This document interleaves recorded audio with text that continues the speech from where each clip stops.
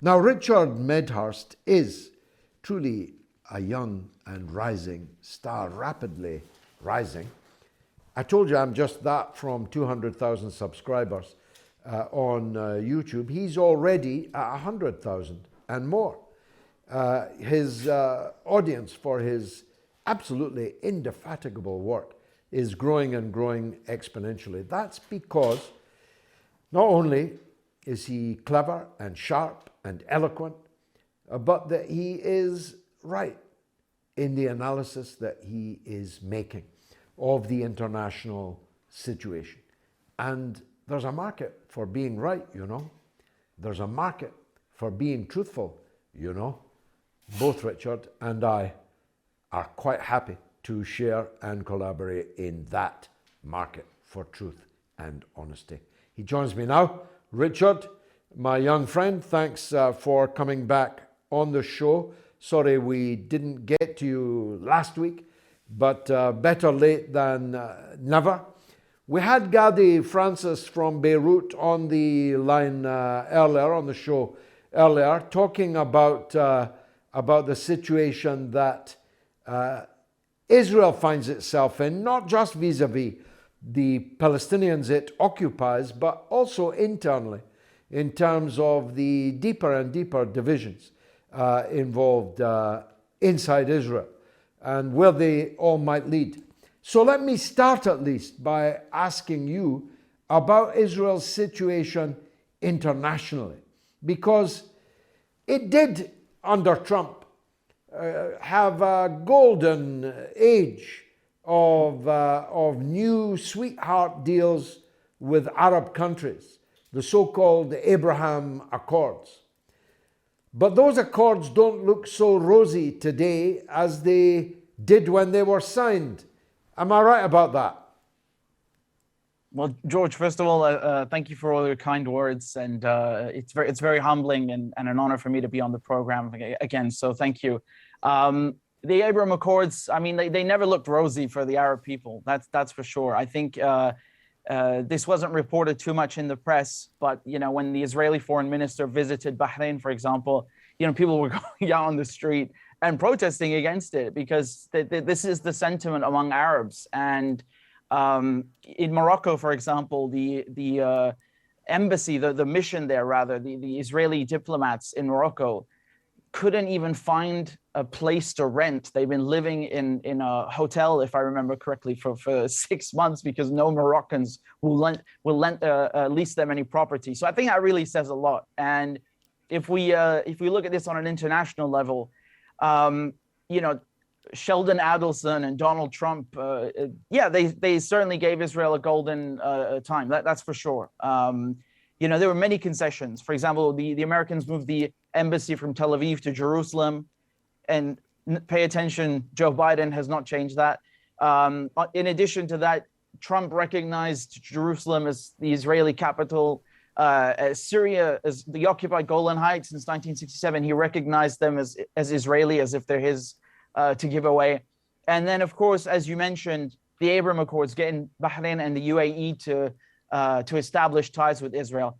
I really don't know if they do look that rosy right now. The Saudis, for example, everybody knows the Saudis are dealing with the Israelis under the table.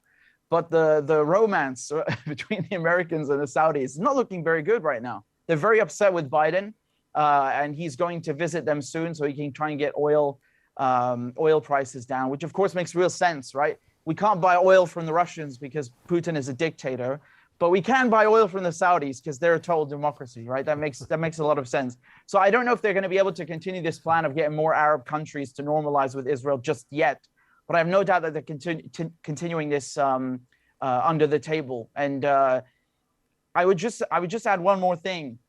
Pay attention. The viewers should pay attention to all the countries who refuse to recognize Israel, refuse to back down, and refuse to rescind their support for the resistance.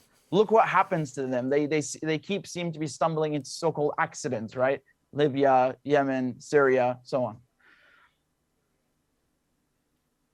Yes, let's talk about perhaps the biggest accident that befell the American empire in the last 50 years.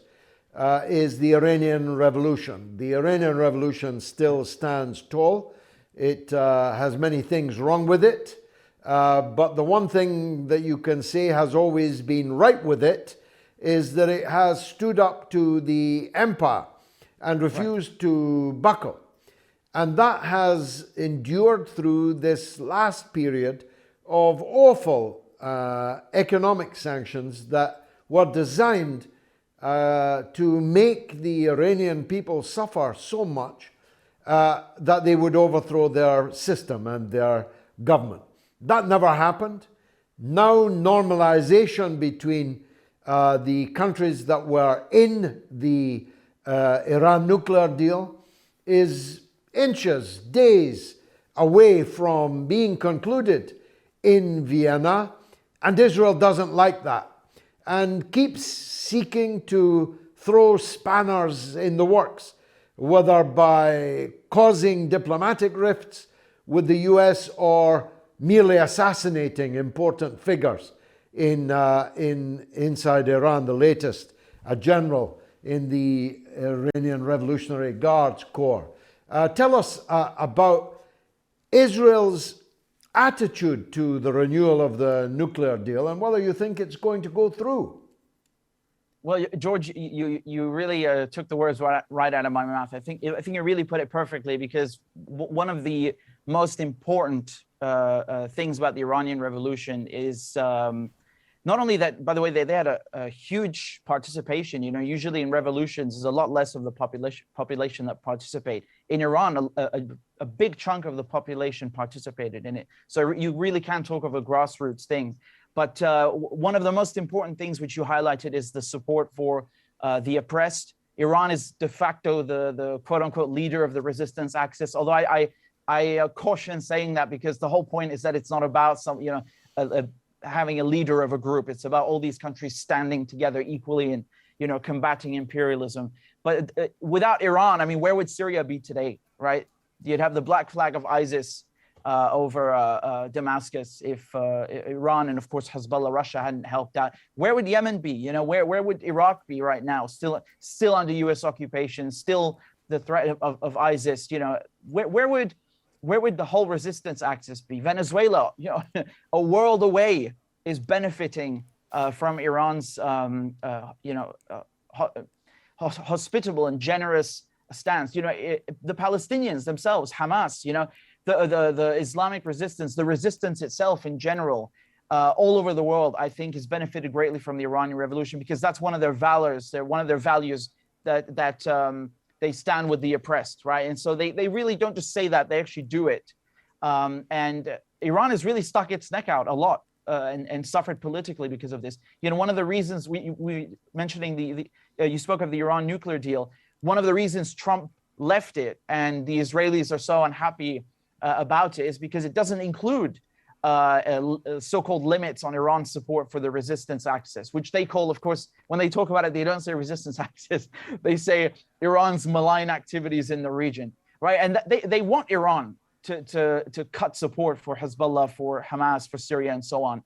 And, with the Iran nuclear deal, throwing in spanners, as you eloquently put it, is really what's going on. They killed that IRGC colonel the other day in the Khobai was his name, I believe, in the Quds force. They assassinated him in front of his home.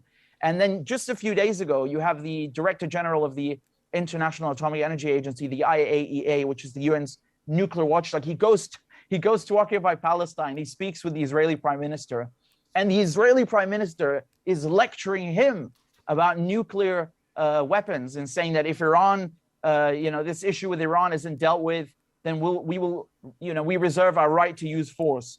Well, Israel is the one that has nuclear weapons, an undeclared nuclear arsenal, I might add. Israel is the one that has refused to sign the Nuclear Non-Proliferation Treaty. Iran has signed it. Iran does not have a nuclear weapons program. So, I mean, the imbalance here and the sheer audacity of it, Bennett lecturing Grossi about nuclear weapons, the irony is not lost on me or you, George, I believe. It's really quite something that they allow this. And they never criticize Israel for having nuclear weapons. Yet they make a whole fuss about Iran, which doesn't even have a nuclear weapons program. Iran is one of the most surveyed countries on earth in terms of nuclear energy. They have cameras in every facility and so on. And the reason they want to destroy the Iran deal is because they want to keep Iran isolated. That's what Israel wants. Israel does not want Iran participating in the world economy, being able to sell and its oil and trade. They want to keep Iran under sanctions because people forget, up until 3 months ago, before the war in Ukraine, Iran was the #1 sanctioned country. They also removed Iran from SWIFT.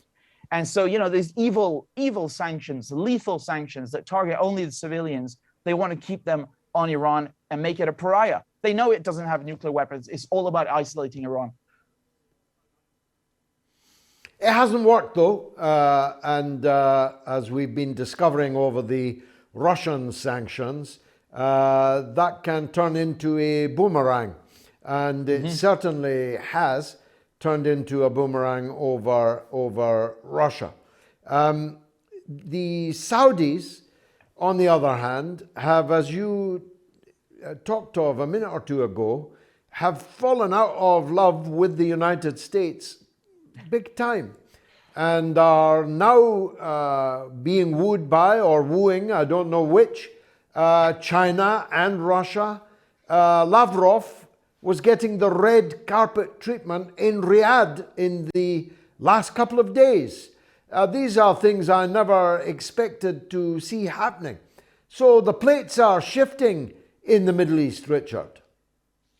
Yeah, I never expected that either, honestly, George. It's quite a time we're living in. Honestly, I think obviously the war in Ukraine is a terrible, terrible tragedy, and we all wish it never happened. But in terms of geopolitically, the ripple effect that it's had globally is unbelievable. It's really you can't just look at the war in Ukraine by what's happening in Ukraine. You have to look at what's happening outside as well. And you mentioned a couple of issues there. Lavrov getting the red carpet treatment. I mean, it's really something. And I saw the Saudis as well. They were contemplating selling oil to the Chinese in renminbi, in the Chinese yuan instead of US dollar. Right. I mean, this is unprecedented. I've never heard of such a thing. Right. And we've seen Russia selling oil to the Indians in rupees, rubles. What a time, really, what a time. And, the boomerang effect that you mentioned, it's again, I don't think either of us would gloat at that because it's not funny at all. It's actually a tragedy. But I think this is the first time that Westerners, we're actually feeling a tiny bit, just a tiny percentage of what sanctions do. Usually when they put sanctions on Syria, they put sanctions on Iran. No one even knows. You ask someone in the street what sanctions are, they don't even know this word. And they're kind of living in a blissful ignorance.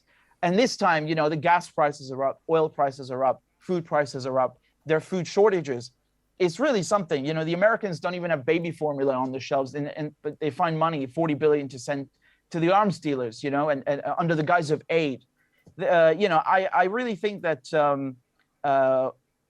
these are incredible times. And in terms of what's happening in the Middle East, Turkey also, I think, is taking advantage of this to go into Syria and use its leverage because they want Finland and Sweden to get into NATO, but it's not going to happen if Turkey doesn't say yes. And Turkey thinks they can, quote unquote, misbehave. It's much more than misbehaving, but they can take advantage of the situation and leverage to take more territory from Syria. So they're also, very interesting but very negative side effects and results from this ripple effect. You throw a pebble into a pond and the ripple becomes one day someplace a tidal wave. Richard Medhurst, thank you. You are a force of nature, your good self, and everyone needs to follow you and listen to what you are saying.